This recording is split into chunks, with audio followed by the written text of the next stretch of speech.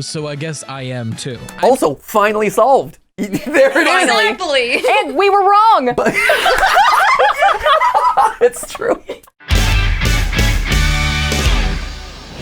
Hey guys, and welcome to GTLive, where today we have a very special guest. And that special guest is not Ash on the couch. Hey. That special guest is actually a new person behind the camera here right now. It is not Sam, everyone's favorite Michigan grandpa. It is, in fact, fellow FNAF tuber, ID's Fantasy. Hello, how's it going, guys? It's doing great. Yeah, man. I didn't know that we had a new production person here in studio today. Yeah, just figured I'd stop by, vibe a little bit, have some fun, talk about lore, as one does. As you always. Of course. I figured, after I stopped being a disembodied voice, I thought I'd bring more in. Sure, we can always stand to have more disembodied voices. So true. Absolutely. Little did everybody know, I have actually been another disembodied voice inside Matt's head this entire time. Oh, no! What? We've You never told me about that. You're where I get to do all the other FNAF theories.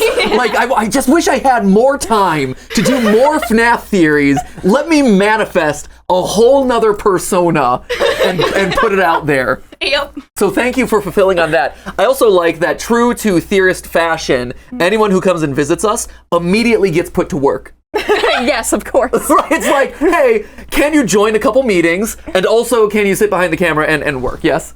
Yep, that's just how it goes sometimes, Right? You come here for the fun, and by fun, let's talk about thumbnails for a solid 3 hours this Heck morning. yeah. Yeah, that is actually a true story. That is what ID has been doing so far today. How's that been? It was actually really interesting. Like, there's some things where, like, you're working on a thumbnail, and, like, you're looking at your own stuff, and you don't realize things until other people talk about their stuff, and you're like, oh, I see how this applies. Right? It's educational. Yeah. Right? You learn through example, and also I actually paid attention the entire meeting. And- I don't usually pay attention to I'm meetings. so glad. you're doing so much better than half the team.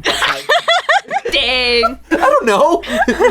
Being on meetings is fresh and exciting. Right. For people their first time, Yes. their, 100th time, it starts to lose a little bit of its luster. Of course. I want to say, for the record, Yeah. I am locked in. I am a good employee. Good for you. Thank you. Excellent. Well done. Yes, Thank thank you you. for that. Thank Appreciate you. that.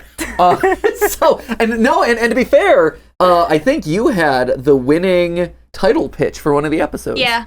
Which was good. So nice already making moves. Heck wait. yeah. Yeah. I feel like I missed that. Winning title pitch. Oh, it was a meeting before you were on it. Oh, Yeah. There okay. was the pre-meeting meeting, not the main meeting. Okay. Yeah. There are some meetings I'm just not cool enough for. So, Shock of all shocks, not everyone is on every meeting. Except for me, who is on every meeting. I'm assuming since you're here, we're going to do something FNAF-y, yes? Oh yeah. Gotta love that FNAF. Oh, got it. simply must. Simply must. Who knows what we're doing today? Usually it's you. Me! Oh, great. Okay, excellent. do. What are we doing today? All right, Ash? so today we are reviewing another FNAF theorist in Get space. out of here! I know. FNAF theory reviews? Yeah, what man. a novel concept. I know, it's brand new. I'm always thinking. There has never before been a FNAF theory review on this channel ever. Never. Yeah, no, this is never first of its once. kind. I know, I'm an innovator. This is a new moment, and I'm ready to bring those new ideas to the table. Oh That's yeah. great. I'm excited for some new innovation. Oh, yeah. And we're going to talk about the newest topic there is, Golden Freddy. Man, we're really great. Why? Sorry. Yes. Why are we talking about things that really should have been left in like 2018 YouTube? Exactly. Well, I have a great answer to that, Matthew. Excellent. So, one of our friends in this space, you might know them, their name is Rytoast, uploaded a theory recently about solving the true identity of Golden Freddy. Yes. And within some of the first few frames, And there was... within the first few frames. Within the first few frames. So you got really deep into watching this one, didn't you? Oh, the deepest. It's like I saw a couple frames of it, thought it was good enough for an hour's worth of content. Let's go. sounds I good. got this. Okay, locked in. Yes. Okay, so, first and few there frames.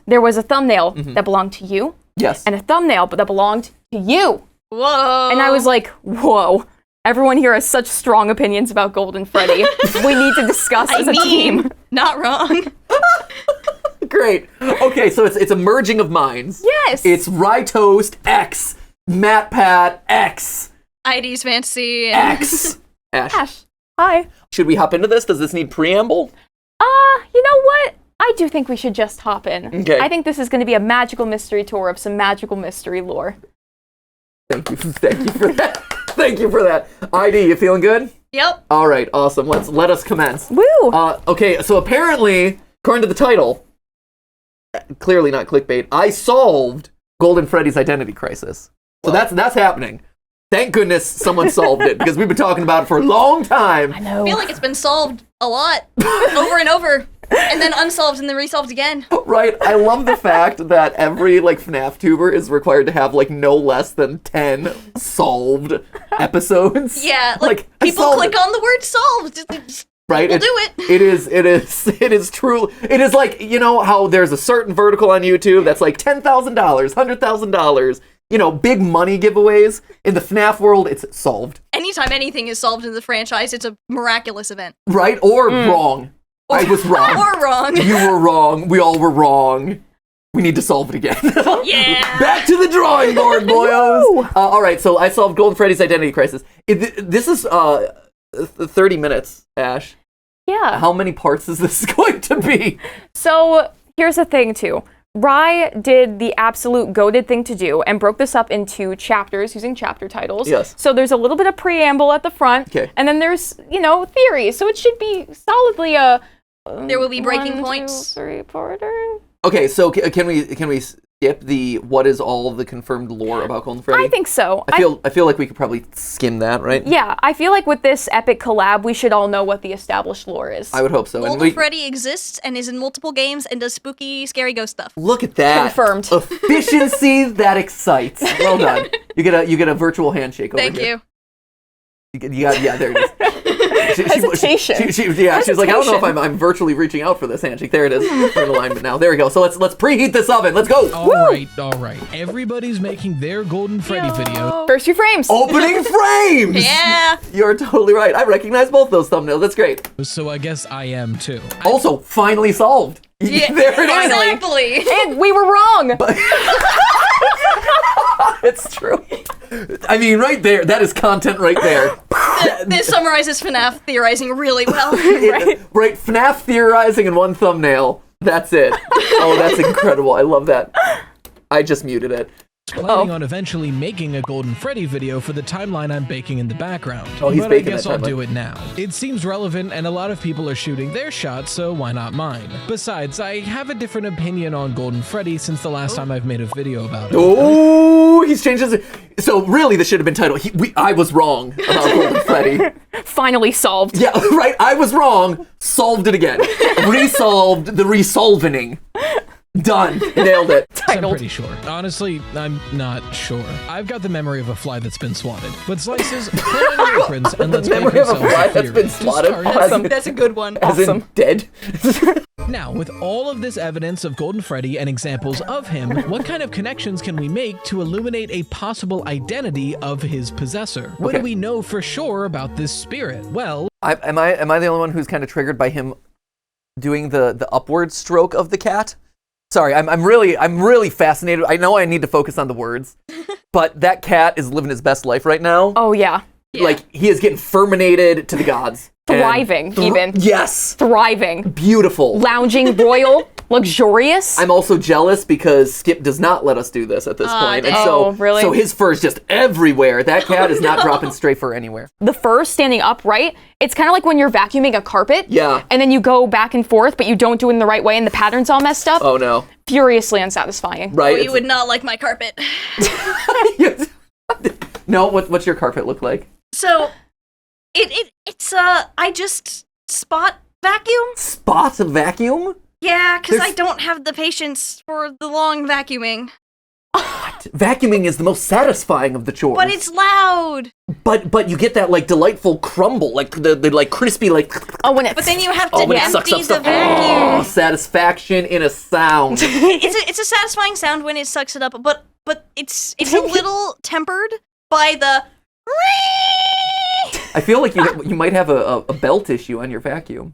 Have you examined your belt lately? No, it's probably a vacuum problem, but everything in the apartment is super old, so I just don't even bother at this point. I understand. You might want to get a belt inspector out there to examine the Perhaps. belt of your vacuum. Or perhaps, if it is cheaper and brings you more joy, get yourself a nice pair of headphones and blast those tunes. Right? I get lost in some beats when I'm vacuuming, right? Because you could do like a little dance when you're going back and forth, and with that woo, you know. Yeah. But even so, I don't bother to go in straight lines anyway. What? I don't bother to go in straight lines for vacuuming anyway. It's just... You're not doing straight lines? I don't know why. You are a chaos demon. Whoa! Usually I'm the normal person of the friend group, surprisingly enough. And you the normal person, but you don't vacuum in straight lines? Yeah, all the chaos comes out in my vacuuming.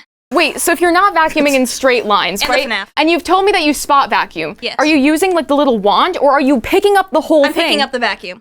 You're picking up the whole thing and putting it in locations. Yes. How heavy duty of a vacuum is this? Are we talking like old school Hoover days with a bag, or are we talking about like stick vac? It's a stick vacuum. Okay, stick vac is more acceptable.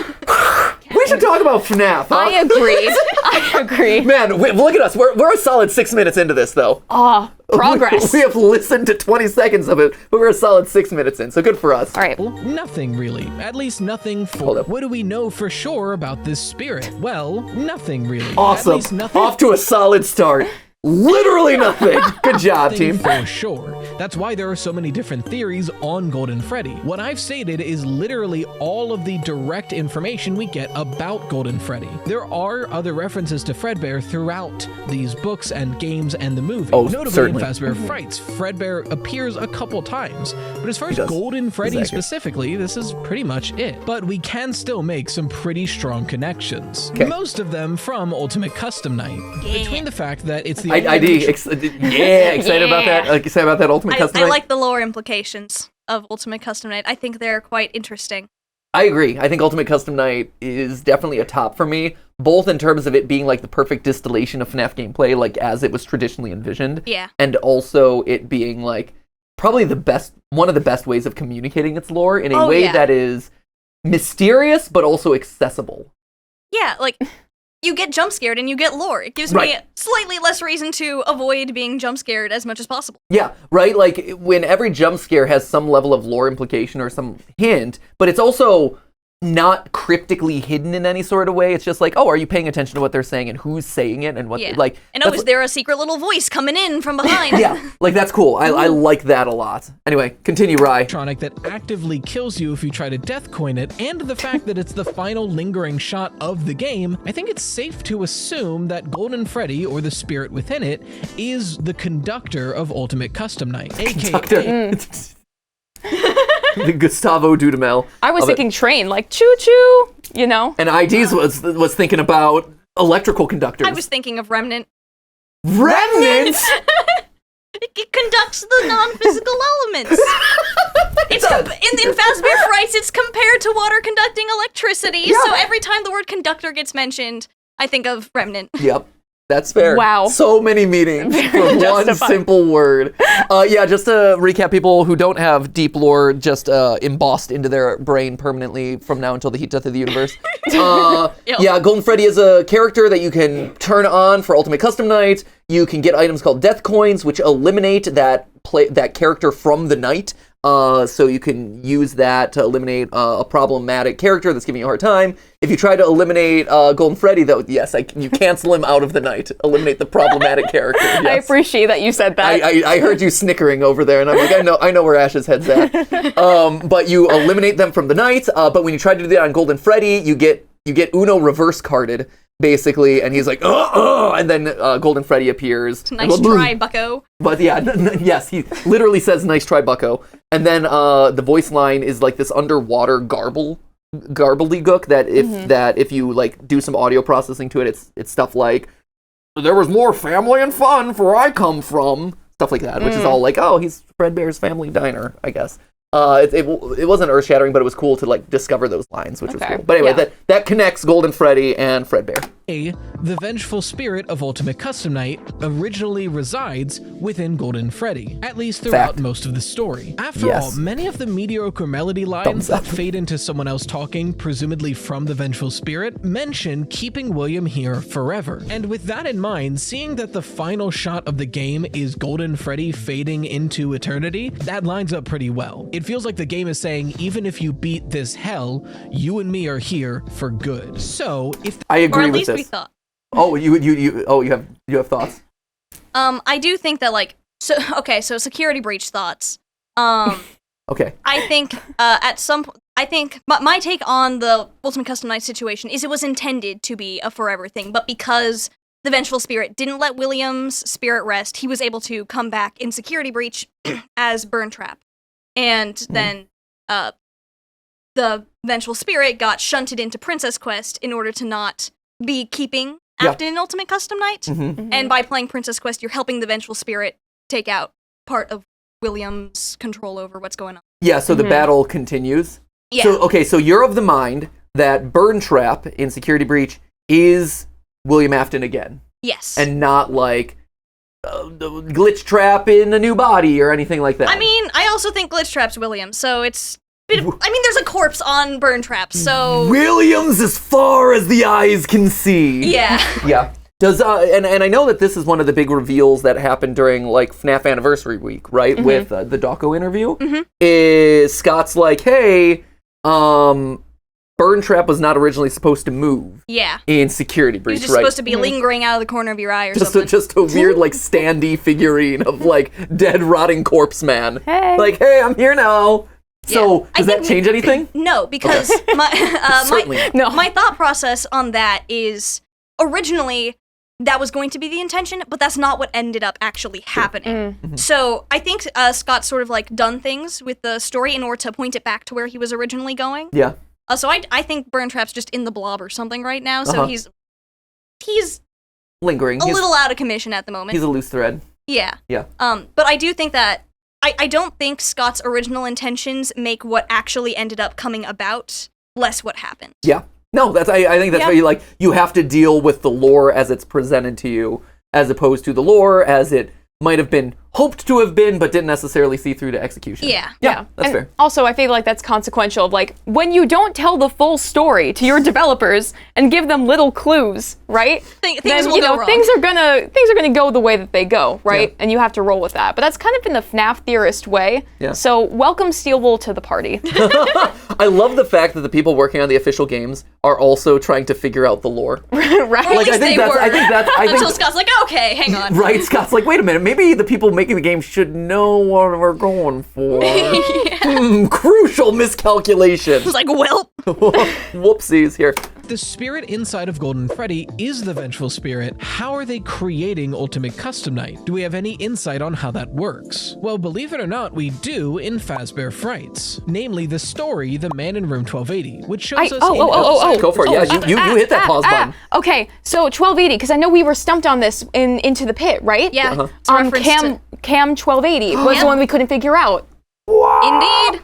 Wow. That entire room seemed to be like a whole bunch of references because it had the mini arenas from like Sister location. no, not just Sister Location, but Room for One More. Oh yeah, where And the stuff like the that. Fazbear Fright story where you're a security guard at like a construction site, and then one by one mini arenas stuff themselves into his body. Basically, Ugh. he slowly consumes a bunch of mini arenas until he literally pops. Indeed. This franchise is gross. Get out of here! The more I learn about the books and the stories, the I'm book- like, ugh. The books go to some wild places, man. I don't want to see that. I'm glad that's just in words. Oh like, yeah. Ugh. Yeah, there's a reason it was a book and not the actual game. Thank you, Scott, for that one. It's Like, also the first set of books, right? Fazbear Frights is actually much tamer in terms of like the gross or like awful things that happen compared to Tales from the Pizzaplex, where it gets real dark. Yeah. Like Frights goes a bit weird sometimes. Yeah. But it does tend to be like a little more relaxed on the intense. Oh, that is horrific. yeah. But then you get to Tales from the Pizzaplex, and Tales from the Pizzaplex is like bleak. Like a lot of the stories, you're like, oh, that's just sad and dark, and there's like no hope or joy or redemption. Yeah. It's like, oh, this is just brutal and sad. It's like the YA equivalent of Saw. Oh, that's a very visceral description. Yes. Like, I felt that description. Right, it's not wrong. And man. right, it's bad. a visceral description of a lot of viscera Ooh. that exists. There's a lot of viscera in Tales from the Peatsplex. It gets dark in a hurry. Yeah. But yeah, Man from Room 1280. I didn't make that connection. That's amazing. That's very exciting. Yay. Good connection, guys. This is also a very important story. Like, if you have to read some of the stories to catch up on this franchise, Man in Room 1280 is one of those, like, Oh yeah. this one's lore important. Wee woo, wee woo. You know the ones about Fazgoo, you can probably skip those over. The one with like the little like sea monkey bonnies, you can skip that one. Man in Room 1280, this one has relevance. This one's got William. This one's got the Vengeful Spirit. It's got them all. Oh. Everyone's here. As to what's happening in Ultimate Custom Night. I'm not going to do full summaries of these stories because we're going to be touching on a few of them today. So I'll give you the basic context and bare minimum for the purposes of this theory. That's amazing. The Man in Room 1280 follows a burnt, should-be-dead William Afton. Yes. He has two consciousnesses in his mind, and no matter how many times they try to kill him, they either can't or get interrupted by the spirit of a boy with curly black hair. William However, he's interrupted. comatose. He's barely able to move one finger to spell out letters to talk to a priest. In the later epilogues of Fazbear Frights, we learn that a boy named Andrew was this second consciousness and was inside of William Afton's mind. He doesn't remember exactly why, but he remembers that he hated William so much that he wanted to keep him alive forever just to torture him. Real quick, it's worth calling out because it's one of those details that if you don't read the books, you wouldn't necessarily connect. But the reason why he's showing this kid in particular with the alligator mask is that in Man in Room 1280, Andrew is specifically called out, or like the spirit that's inside of William Afton's mind is specifically called out as having an alligator mask. That is what he is dressed as. And the other main detail that you know about him is that he has curly black hair. And this is one of those things that I've mentioned a couple times in passing in theories, or maybe in some of the live reactions too, is that one thing that they are always very consistent about in the stories of Fazbear Frights, etc., when it comes to Golden Freddy, is that he's always associated with a kid with curly black hair. One of the early stories is a kid getting like checking inside of Golden Freddy's suit and reaches in and is like, and he felt curly black hair.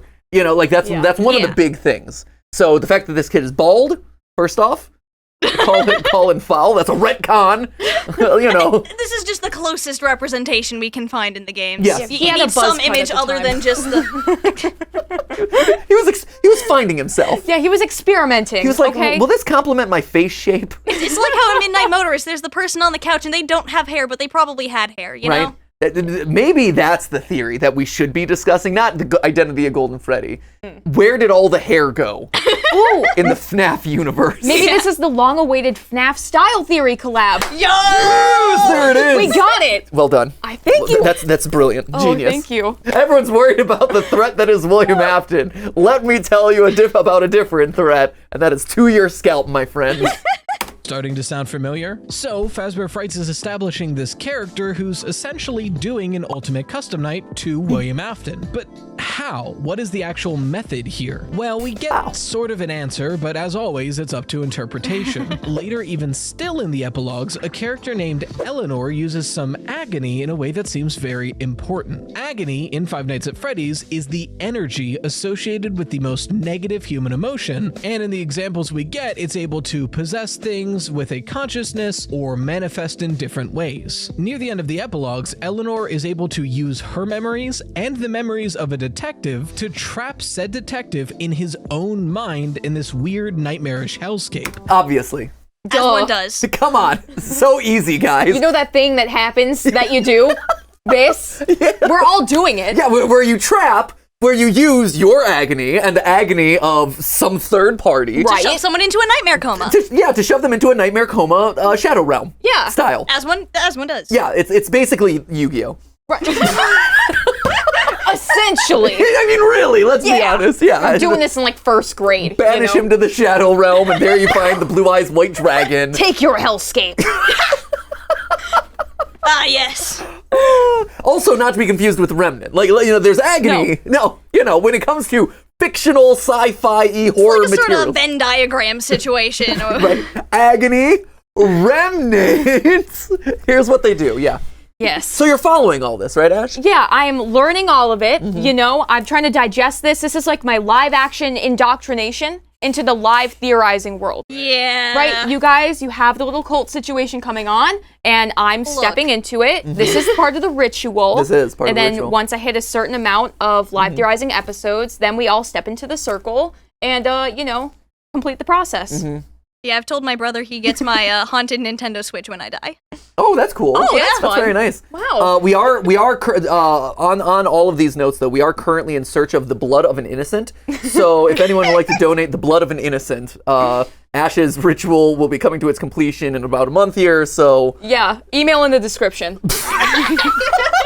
please make sure you follow safe biohazard shipping. Yes. Make sure that blood is cooled, because we don't want any tepid blood. Yeah, wear gloves. Must be fresh. Yeah, it cannot be contaminated with anything. It has to be 100% innocent. 100% innocent. None of this half-innocent blood. I've had enough of that, okay? No, Just say no. it's ruined so many of these processes. So I hear. Right, and then you have to go back. It just wastes everyone's time, to be please. honest. And good blood, to be honest. Yeah, you know, do me a solid and do the sacrifice a solid, and just make sure that you're targeting innocent blood. Thank you very much. Waste not, want not, guys. Exactly. Yes. And presumably she can do this with agony, since other characters in these epilogues use Remnant to do a similar thing with positive memories. So You ever sit here and just think, like, I hear sentences, like what Rye is saying, which, to be fair, is all lore accurate. Right. Like, let me be clear. He is just saying facts that parts of this franchise have put out into the universe. Yep. And you sit here and you're like, oh yeah, these are things that I'm expected to comment on as an expert in the field We know this. of agony and remnants. Yep. Eleanor can do this to somebody else just by being near them, then seemingly if a boy filled with agony is inside the mind of William Afton, he should be able to do this for as long as he can. So, if in Fazbear Frights, Andrew seems to be conducting Ultimate Custom Night on William Afton, am I here to say that the vengeful spirit of the games is Andrew? While that is a very common theory, I personally disagree with it. Oh, got the X. Compelling enough evidence within the games as of now to say that the vengeful spirit is Andrew. I'm not sure if Andrew exists within the game's timeline. Oh man, we're crossing into that dangerous territory, ladies and gentlemen. We're crossing into, Ash, do you know what you've unleashed? Oh gosh. I mean, I agree with Rye on this, but this is a hot topic. I know. Especially on Twitter. I feel people picking up their phones right now. Like, the keyboards I can't are up. believe Right GTLive now, is they're saying. firing it off. Something about parallels. Oh boy. No. Yeah, for those of you who don't follow everything that happens in the Five Nights at Freddy's universe, yeah, it's one of those things where the canonicity and how specifically literal the books are to the games is hot for debate. And it has been for a while, but is especially spicy right now in the wake of a video game coming out based on the stories. So so basically you're like, hey, ID, come in and be a guest, and hey, Matt, sit down on the couch and throw you into the fire. Yeah, and I'll go in with you. So for now, I'm going to refer to the spirit of Golden Freddy as the Vengeful Spirit, and we'll circle back to their identity later. Let's first nail down how Ultimate Custom Night works. Give me for that watch While time. we're still in the books, you might be asking yourself, why is Andrew able to do Ultimate Custom Night? Sure, he's in William Afton's mind, and we'll have to get to that topic too, but why does Andrew A lot of hate topics to get to. Just seed out that retention time. It's fine. I'm all aboard. William more than any other William victim? I mean, William Afton killed 5 kids. Surely all of them should be able to do Ultimate Custom Night if one of them can, but only one of them does. Why is Andrew so special? Oh, I should not use "Why are you so special" anymore. I'm not here to say the Vengeful Spirit is the guy from Help Wanted 2. Help Wanted 2 has ruined what makes you so special. That's a whole nother thing now. I forgot that was a line from that, but it's true. Yeah, they say that a lot. Yeah. Hippo likes to say it in the little fortune teller, soothsayer. What makes you so special? And then also I think Moon says does it. it, right? A lot of people do. Yeah. Yeah. It is said a lot in that game. It is. It's drawn like lots of signposting, like, hey, look at this. Why are you important? Right. This is the mystery that we're solving here. What makes Andrew different? Well, we have some possible details on his death that might lead us onto why. In another Fazbear Fright story, The New Kid, a teenager is climbing down the mouth of Fredbear, and in the body, he finds the top of a head with curly black hair. There it is. Called it! Just said, remember that time I said that thing? Yep. Indeed. Also, that doesn't really look like curly black hair. That looks like straight black hair. Wavy at best. Well, yeah, that is a light wave. The graphic novels are always a little iffy on the details. A bit of an interpretation there. Yeah, maybe they don't have the full story either. Maybe They're just going off of clues. Maybe it's just very humid that day and their hair is just having a flat hair day. There's a lot of frizz that's very curly. Yeah, but right. the full body, straight down. No, hasn't done the hair mask for the week. Nope. Needs to refresh those curls. Haven't scrunched it. Yep, there it is. I get it. See, Kelsey's hair is wavy blonde. That hair is black. True. It is. I would agree Sounds with that. a lot like Andrew's hair. So, okay, if that is the body of Andrew, then in the missing child incident, Andrew was the one stuffed into Fredbear. Man, the cats are really getting to me today. I just sneezed 4 times off camera. Hey, but bless you. William Afton stuffed the bodies. I mean, to be fair, that cat was living his best life, getting all the scritches, all the pets, all the fermentation. Yeah, we're brushing backwards and forwards. Oh, all over. Oh, yeah. Fur everywhere. all of the missing child incident victims into a suit after they were killed. Once again, what makes Andrew different here? Well, that's where the book evidence ends. But if we was go there back evidence? to the games, Sorry, we can start there was evidence of like black hair and a thing. I mean, I think what he was trying to get to there was he died by being shoved into springlock suits. Sure. So Yeah. that would be not pleasant. No, certainly not. He's special that way. Yeah. I guess. That's what makes him so special. Wow. It's like That you got happens. the normal animatronics and, the one that's OSHA hazard. Just get out of here, OSHA hazard. It's not safe. I'm gonna fine you for this and haunt your nightmares. You'll never live it down. You signed a contract. Wow, you had a responsibility as an employer. fill in that blank. So let's translate what we've discovered so far in the books back to the games. Using the book logic, if we are to assume that Ultimate Custom Night is being conducted by the Vengeful Spirit within Golden Freddy using their agony, why is the Vengeful Spirit different than the rest of the missing child incident victims? Great. Or to use the words of the other phantoms of Ultimate Custom Night, why is the Vengeful Spirit the one William should not have killed? Well, I've talked multiple times this year about a recurring theme I've noticed in Five Nights. A lot of meta. That cat's everywhere. No, I love the frequent appearances of the cats. It's amazing. I love it so much. It's so funny. At Freddy's, having to do with Fredbear, drowning, and red lakes. The main video I have on it is up here, and I'll have it in the TV. And in it, I mentioned several instances where these themes occur. In FNAF World and Ultimate Custom Night, we can go to Old Man Consequences, who has a red lake, and as the Fredbear sprite, we can force our way into that red lake to get a drowning ending. I also mentioned that in Tales from the Pizzaplex, there's a story called Drowning, in which there's a spirit of an angry girl at the bottom of the lakes of a water park, or really any body of water that she encounters while in this VR escape. Like I mentioned in Special Delivery, Golden Freddy has a special skin in the DLC called Great Escape Golden Freddy, and when in that skin in the DLC, Golden Freddy is in a tub of water fully submerged. That's interesting. Drowning. Yeah, that's not something I picked up on, but that is a really interesting thing to... I would be hard-pressed to say that the Golden Freddy kid drowned as the method of death. Yeah. But I think what Rye's trying to do here is connect. Yeah. Okay, girl with black hair at the bottom of the lake. Girl with black hair mentioned in the Silver Eyes trilogy, which he hasn't gotten to yet, but probably will eventually. Yeah, Sure. they might, yeah. Named Cassidy. Yep. And so all the connections to drowning would be a hint that Cassidy is the spirit in Golden Freddy or something. Yeah.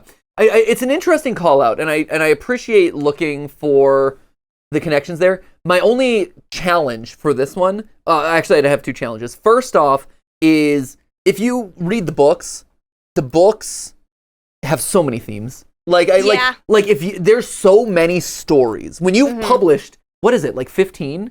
There's over 12 in the original series. There are. I'm pretty sure when I counted up like all of the books, including the guidebooks and whatnot, there were like 30 something or other. Yeah, I was gonna say there's over. I think there's over 20 novella style books, right? Which are the short story like horror stories, right? Whenever and each of those has 3 mini stories plus epilogues, and so all of a sudden you're talking about like somewhere upwards of like 60 to 70 mini horror stories in the Fazbear universe, right? Yes. Which is crazy and also means that you are literally reaching out everywhere to draw inspiration from, right? Like yeah. you and so you can find evidence for anything anywhere. That's exactly right. Is there's everything from I'm a drama kid who's making a weird raven costume for my school project to haunted toys to girl turns into gummy candy for whatever reason. I'm still not sure how that works. Yeah, the girl, yeah, because she bites the nose of the like gummy that you get and you're a birthday kid, to Fazgoo, to Sea Bonnie. Like, really, when you look at it, there are so many different themes that you can latch into for those that you can make almost anything work. So to say like, oh, drowning is one of them, a bit of a stretch. That being said, tying it to the FNAF AR skins also would be I would love that as a bit of evidence, and I think that's a good pivot to make if it wasn't for the fact, and I pulled it up here, is the fact that the FNAF AR, I wish, trust me, I wish you could go to the FNAF AR skins as evidence. The problem is, the FNAF AR skins were so random, and similarly... Liberty Chica. What's that? Liberty Chica. Yeah, like there's the 4th of July animatronics, which is like Liberty Chica, and you have like 4th of July Freddy with his fireworks and board shorts and stuff, which is fine. Like, oh, maybe that's Fazbear 4th of July celebration. That's fine. But then you have like the Valentine's Day ones, which is weird. But then you start getting into, and maybe if there was like drowning or swamp theme in that one, that'd be cool. But then you get into like the haunted forest. You get into the ancient equinox. Ooh, characters. I like the sound of that one. No, the Ancient Equinox has Serpent Mangle and like Curse Springtrap, which are cool. They're really cool designs. Okay. But also, like, I don't think Springtrap being dressed as Montezuma is really doing a whole lot for the lore. I also think Springtrap is pretty cursed already. Yeah, without an Ancient Equinox to accompany him. Get out of here. But yeah, and I mean, so there's Wicked Tides, right? Which is where you get like Sunken Toy Bonnie and Dark Water Bear Endo and stuff like that. That's pretty cool. Yeah, I mean, the skins are cool. Like, they chose really cool ones, but none of them ever have seemed to have, like, something that is like, oh, this is lore important, or, oh, this is, like, clearly we, as FNAF AR, have built these skins with the intention of shipping them out to people for parties, or something like they don't seem to have a symbolic importance. They don't seem to have a whole lot of, like, in-world importance in a lot of ways. They just feel like random fun skins that the team thought that they could make to sell more skins. Yeah, it feels very like esoteric and removed from that story, and to appeal to a fan base that maybe isn't so involved with the lore hunting and the theorizing. Maybe trying to get that audience a little bit more, because the online community takes so much care of the theorizers with all the discourse. Yeah. But how much does that hit, and how big is that audience truly? Like, in terms of the intense fans of the franchise. Right. Because if one skin is relevant, then that would imply that there's other relevant stuff there too. Yeah. And some of them just very clearly aren't. So, like, how do you make that distinction? Well, I think you could, right? Like, I think it's one of those where you could have a very dedicated line of FNAF AR skins that felt lore important in some way. They're like, oh, these are very intentionally done to serve me some element of lore. But it feels like it would need to be more clear about that. It would need to be more clear, and also it would have to be more complete, right? Like, the other side of this that's worth noting is, sure, with like the summer event or the, the patriotic event, right? It's like there's Firework Freddy and Liberty Chica, and that's it. Like, it's not a specific, like, they never flesh out the whole roster. There's never a, this is one for a specific subset of the character. Like, oh, it's only the golden ones, or it's only, the core 4 or whatever. It's always some weird assemblage of the characters. Okay. So it never really feels like, oh, this is, it's like, oh, Ringmaster Foxy, Magician Mangle, and Clown Springtrap. And you're like, maybe? Maybe they're saying William's a clown. That's what it is, clearly. That's what it is. Or maybe there's another character we don't know about that was making a whole bunch of FNAF OCs. And that's part of the lore. Someone was stealing those OCs. Exactly. And that was not okay. Exactly. And look what it cost. Right. That's it. That is the story of Five Nights at Freddy's. The mimics stole the OCs. We solved it.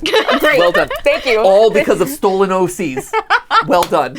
Afton finally has a motive. Thank goodness. About time. Stuck on that Secrets of the Mimic. We solved it.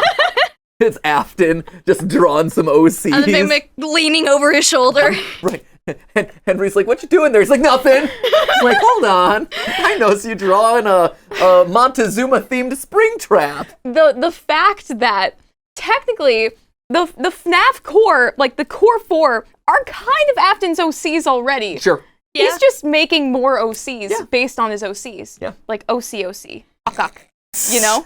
Ock. Yeah. Doc Ock over here. Yeah, that's it. I love it. Sister, all the circus babies animatronics are just his Freddy's OCs that he wasn't able to put in the actual brand because Henry said no. Right. So Henry's like, get your weird characters out of here, man. I'm good with my mediocre melodies over here. Leave Chica out of this. Yeah, you stay away from Chica, okay? Heartburn Chica or whatever her name is. It's something. Okay, it's not that far off. To be fair, what is it? It's Promosec Chica. There's a lovesick baby or something. There's heartsick baby. Big Bad Foxy. Big Bad Foxy. It's a trip when you go to Blackheart Bonnie, heartsick baby. I thought there was like whatever, heart attack Chica, but apparently not. She had one too many burgers. I love Heartburn Chica. Heartburn Chica. Here, let's go. That's why FNAF AR shutting down was because you didn't get Heartburn Chica. Exactly. Should have been a thing.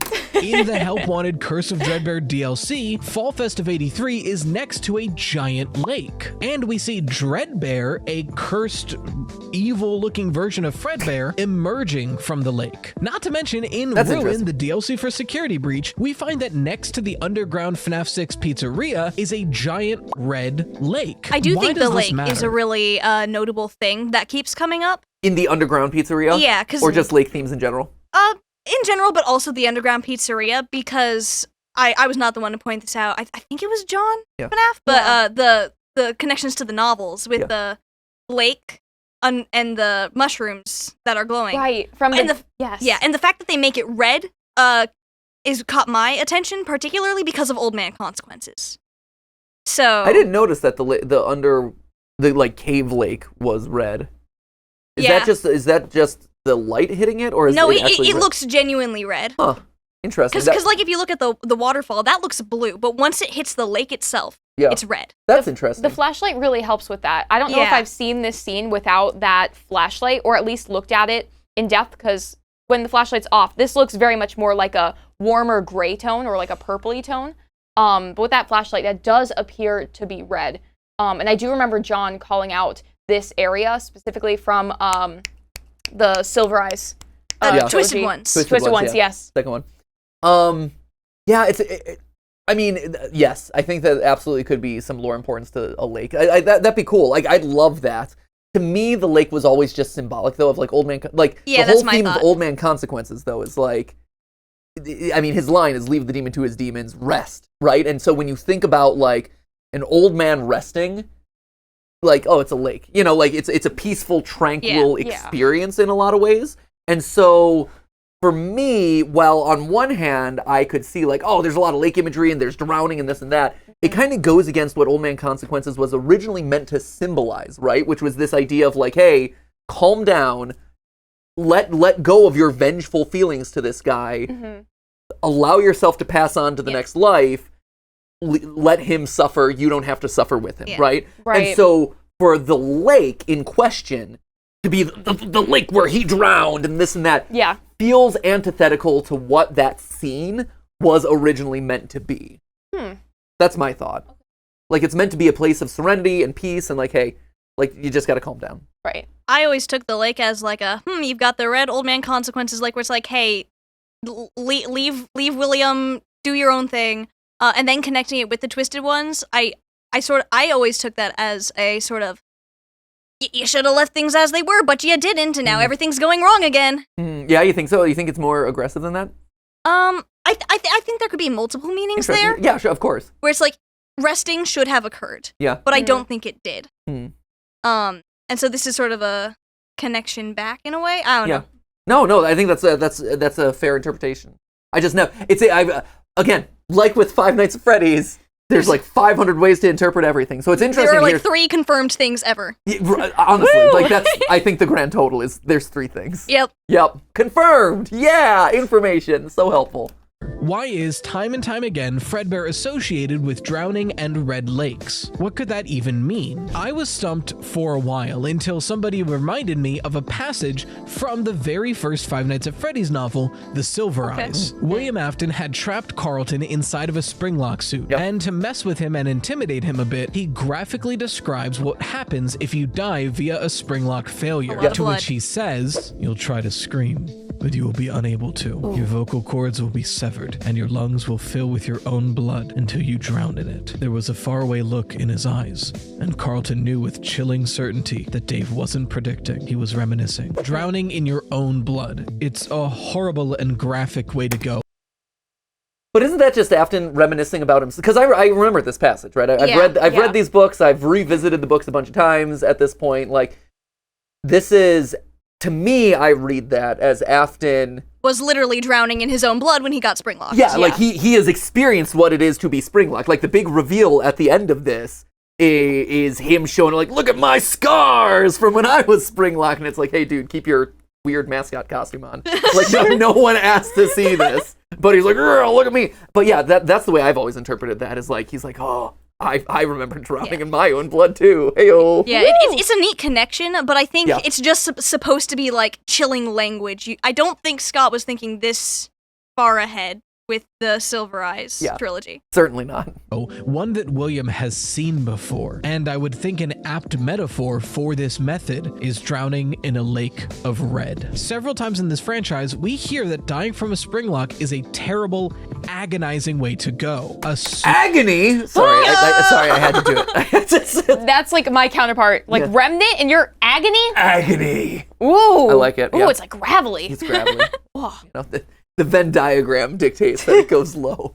Low, horrible death. So if William killed the other missing child incident victims and stashed their bodies in the animatronics, but for the vengeful spirit put them alive inside of the Fredbear springlock suit and triggered the springlocks, that might be the difference. That might cause enough agony to allow the vengeful spirit the ability to cause Ultimate Custom Night. Sure, all of the missing child incident victims want revenge on William Afton, but they get it when William Afton dies via springlock.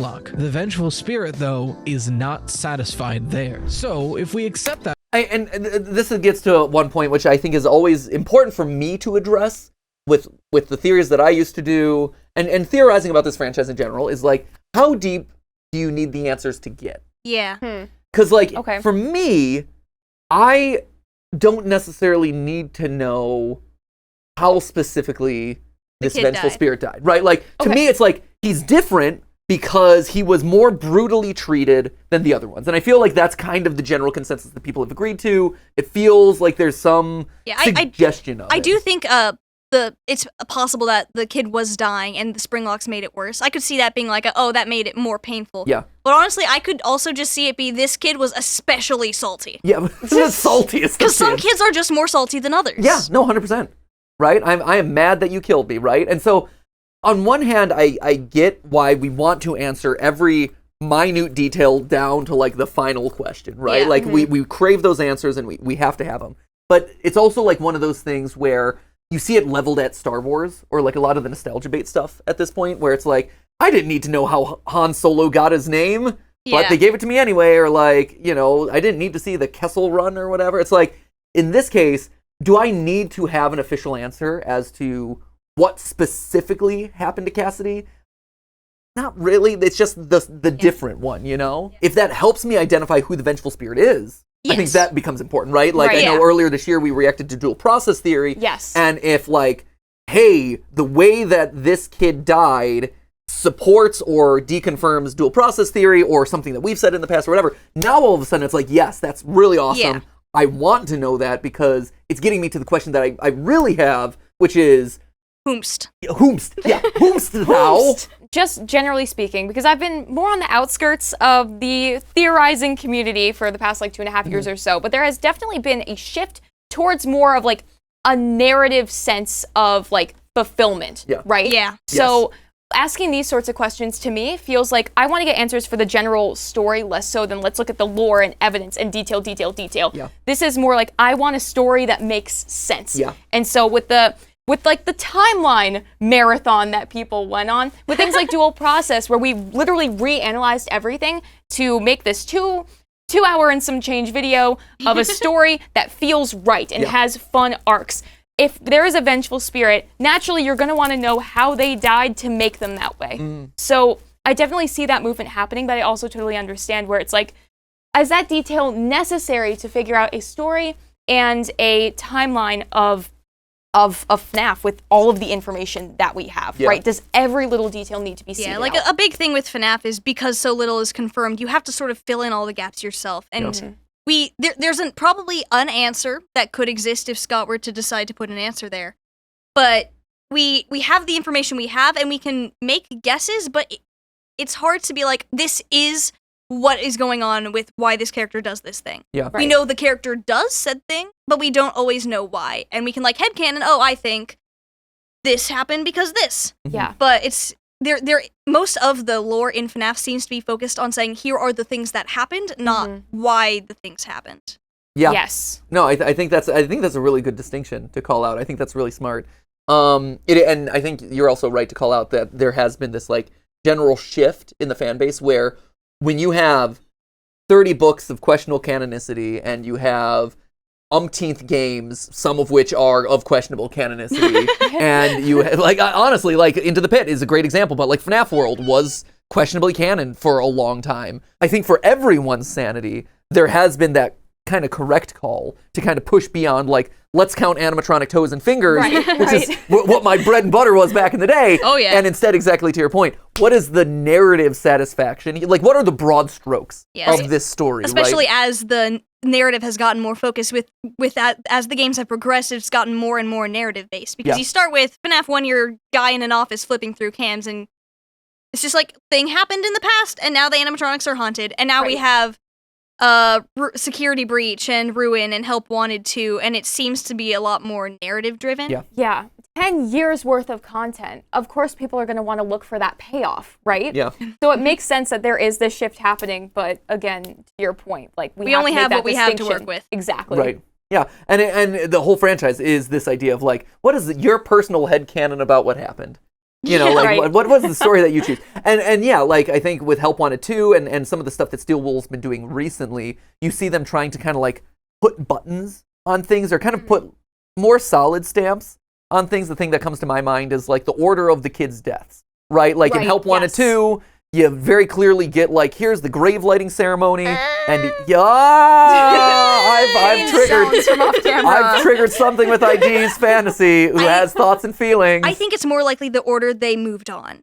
Because the graves are typically shown in conjunction with the spirits moving on. Like at the end of FNAF 6, once you have the fire, you're shown the graves, and that's them moving on. Right. Presume until they didn't. Until not.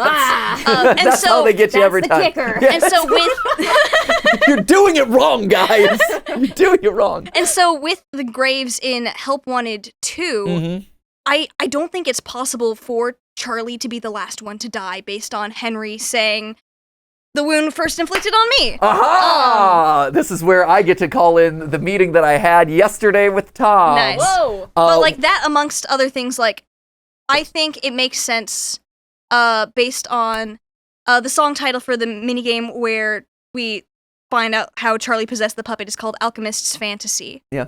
And Not to be confused with ID's Fantasy. Indeed. Certainly not. The way I sort of took that song title was this was how William found out about like alchemists had their whole deal with trying to find the elixir of life. Sure. And so I sort of interpreted that as like William had a passion murder of Charlie. Yeah. And that's what led him to having his alchemist fantasy of discovering Remnant when she possessed the puppet.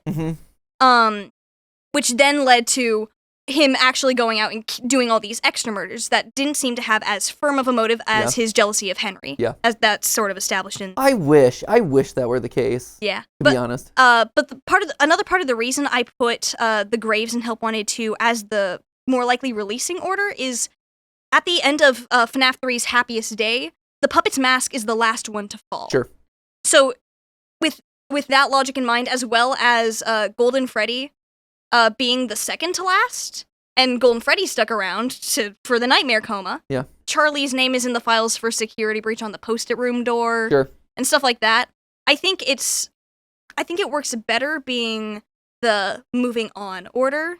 Especially when you can't factor in help. Sorry, I have a lot of thoughts on this. No, it's great. It's great. We've unlocked all the thoughts. Yeah, and when you factor in the original Help Wanted, you see there's I think Chica and Bonnie set up, and then on the ground there's Freddy, not disassembled, and presumably, and then we go on stage at the end of the pizza party minigame, and we are the Spirit and Freddy. Yeah. So to me, that sort of implies the order of deaths would be Chica, Bonnie, Freddy. Mm-hmm. Meanwhile, the grave order is Chica, Foxy, Freddy, Bonnie, Golden Freddy. So I don't think that the grave order in Help Wanted 2 is definitive enough to say for sure that this is the order that they died. Sure. Because this is the one that I know frustrated me too, which is the wound first inflicted on me line. Yeah, the secret of the mimic could give me something else to put there. Well, but until then, and I think that's what it is. I think all of us have collectively been assuming the wound first inflicted on me. He killed your daughter, right? That's very clearly what that's referencing. I have a feeling the fact that Secret of the Mimic, the new teaser trailer that's out, advertising whatever the new game is going to be. Yeah. There's an Easter egg in it, where it says 1979, and so it's very clearly the earliest point in the timeline. It's the earliest point in the timeline. Yeah. But there is clues that are coming. Let's see. This is going up after the FNAF theory comes out, so I can talk about it in the past tense, which is cool. But basically, in a game theory that Tom put together that has gone up a couple weeks ago as this airs, but a week in advance as we film it right now, so we're in a weird middle time zone here. Venn diagrams, ladies and gentlemen. Yeah. So since the beginning, since FNAF 1, there have been 3 paper plate pals. Yes. There is a bear, there is a bunny, and there's a third one that's just named Buddy. It's a very random one. Here, Fascinating. I can pull it up for you here. Cool. There they are, the 3 of them. Yay. Yeah, bear, bunny, the other guy, and other guy named Buddy, right?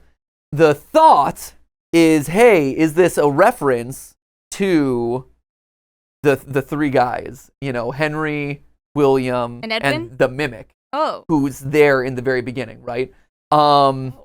What's interesting about right? Because since the beginning, you have a bear and a bunny, and then a third one, right? What's also interesting is, so he's a clown. He's wearing this clown mask, right? Yes. And in the Secret of the Mimic trailer, this thing pops out and it's wearing a clown mask, and it's presumably the Mimic, right? If you look up the history of clowns, there are 3 types of clowns. Okay. In clown culture, right? Yeah, there's clown culture. Yeah, in clown culture, there's 3 types of clowns. There's the white-faced clown, who's the leader. He's the serious one for the most part. He's the one trying to get stuff done, right? Then there is the august clown, who is basically the workman, who is the one who is the butt end of the jokes, who is the one who means well, but ultimately fails in a lot of ways. And then there's the third type of clown, who's the non-august clown, which is basically what, if you look up the description, it mimics the white-faced clown. Wild. Oh. It is a clown whose the comedic beats are that he mimics what the leader's trying to do, but in a comedic way, right? Okay.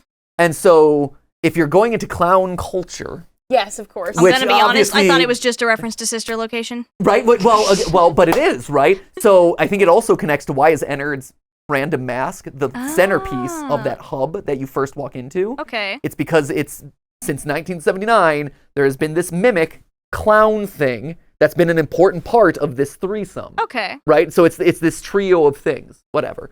But you have William Afton as the white-faced clown, the leader's trying to get things done. You have Henry as the workman, who means well, but ultimately, is a fool, backstabbed, whatever. And then you have the Mimic, who learns everything and copies the white-faced clown of William Afton, which is really interesting. That also solidifies the clown imagery. It also explains why, since 1979, there are 3 of them. Yeah. Kicker of this episode, if you haven't seen it, you haven't yet because it hasn't released yet. Guess what? What move the paper plate? Guess Mimic ball or something? Mimic ball. Yep, it's true. The move in FNAF World, you can play as the paper plate pals. They have a couple moves. One of the moves, mimic ball. Mimic. Great. I hate that. I think that's a really interesting idea. Right? It's really interesting. I'm still personally pretty certain Charlie is the first death, which is where this started from. Yeah, I know. Yeah. But anyway, the reason I say it might really not be is that I could see help. I could see them like finding a way to make it not. That's what I'm thinking. Until they make it not, I've got the novels having her die in 82 or 83. Sure. Yep. I've got like she had to somehow put the souls into the animatronics or whatever she had going on and give gifts, give life. Yeah. And it would make the most sense in that case for her to have been before them. Yeah. I don't disagree. I think it would make could be a sense. case where she died before and also the mimic happened. Right. So No, it could be. But yeah, it's the gravestones feel so important and it drives me nuts because it's like, I agree with you. I think it makes so much sense for Charlie to be the first one for so many reasons. Yeah. Like, it's the first murder. It's the thing that sets William down his path. It's the most odd of the murders, and so like that's what starts him. Like, that's how serial killers tend to operate. All of that stuff. Speaking of moving on, I have some thoughts about moving on, but it is time for us to be moving on. Yes. For the day, because we have crossed the hour and 10-minute mark. So I'm going to be moving on. Okay. In my life for now. We got halfway through the video. I was gonna say we got halfway through the video. I think we can finish this up. Future-wise, next time, Yeah, you're sounds still good. in town for a little bit. Yeah. We'll sit you back on the couch, put you to work again. It'll be great. We'll finish up this FNAF theory, and we'll debate the order of moving on, because I think there's some interesting thoughts to unpack there, and I don't think we've even gotten to Right Toast's theory about who's going No, first. certainly not. Certainly not. So more on all of this later, but thank you for being here. Yeah, no problem. Thank you Thanks for for manning having things. Yeah, thank you for manning things behind the camera. Thank you, Ash, as always, and thank you guys, most importantly of all, for sticking through 10 plus years of us debating the Silly Venn bear diagram game. of agony and remnant and where the twain shall meet. Indeed. But until we solve it, which will be next time, we're wrong. And you're right to be watching us. As always, remember, it wasn't a live stream, but it was a video for you. See ya!